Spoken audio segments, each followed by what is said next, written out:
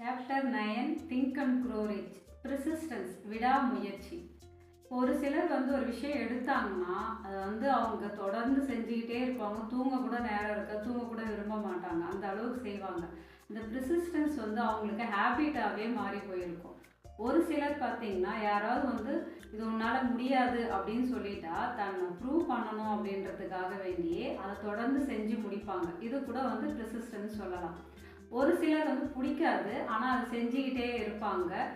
அது ப்ரிசிஸ்டன்ஸில் சேர்க்க முடியாது. இப்போ ப்ரிசிஸ்டன்ட் நம்மளுடைய வில் பவரோட சேர்ந்தது. வில் பவர் இருந்தால் தான் அந்த ப்ரிசிஸ்டன்ஸ் நமக்கு இருக்கும்.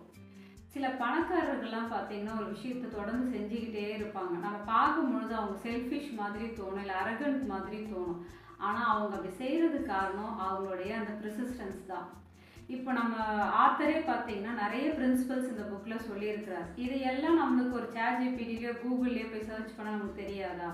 தெரியும் தானே. ஆனால் இதை யார் தொடர்ந்து ஃபாலோ பண்ணுறாங்களோ அவங்க தான் இதை சக்ஸஸ் பண்ண முடியும். இப்போ ஒரு சிலர் சொல்லுவாங்க, நானும் ப்ரிசிஸ்டன்ஸாக ஒரு விஷயம் செய்யணும்னு நினைக்கிறேன், ஆனால் என்னால் பாதியிலே செய்ய முடியாமல் போகுது அப்படின்றாங்க. அதுக்கு என்ன காரணம்னா இன்ட்ரெஸ்ட் தான். அந்த இன்ட்ரெஸ்ட் நம்மளுக்கு கண்டினியூவாக இருக்கிறது இல்லை, அது பாதியிலே குறைஞ்சிடுது. ஸோ இந்த இன்ட்ரெஸ்ட்டை நம்ம எப்படி அதிகப்படுத்தலான்றதுக்கு ஆத்தர் 2 விஷயம் சொல்கிறார். ஒன்று எக்ஸ்டர்னல் மோட்டிவேஷன், ஒன்று இன்டர்னல் மோட்டிவேஷன். எக்ஸ்டர்னல் மோட்டிவேஷனுக்கு அவர் சொல்கிறது மாஸ்டர் மைண்ட் குரூப். ஸோ அந்த மாஸ்டர் மைண்ட் குரூப் கிட்ட போய் நம்ம ஒரு விஷயத்தை டிஸ்கஸ் பண்ணும்போது அவங்க நிறைய சொல்லுவாங்க. அதில் ஏதாவது நம்ம ட்ரை பண்ணலாம் அப்படின்னு தோணும், நம்மளை ஓட வச்சுக்கிட்டே இருப்பாங்க. அது எக்ஸ்டர்னல் மோட்டிவேஷன்.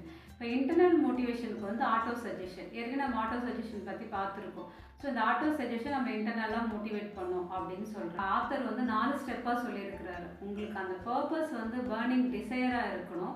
அடுத்தது உங்களுடைய பிளானை நீங்கள் எழுதி வைக்கணும்.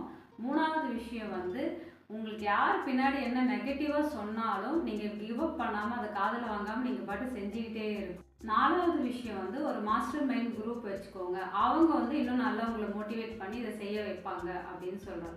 ஸோ நம்மளுக்கு இந்த ப்ரிசிஸ்டன்ஸ் ஹேபிட்டாக மாறணும்னா இந்த 4 விஷயங்களை ஃபாலோ பண்ணாலே நம்மளுக்கு ஹேபிட்டாக மாறும், நம்ம சக்ஸஸ் பண்ணவும் முடியும்.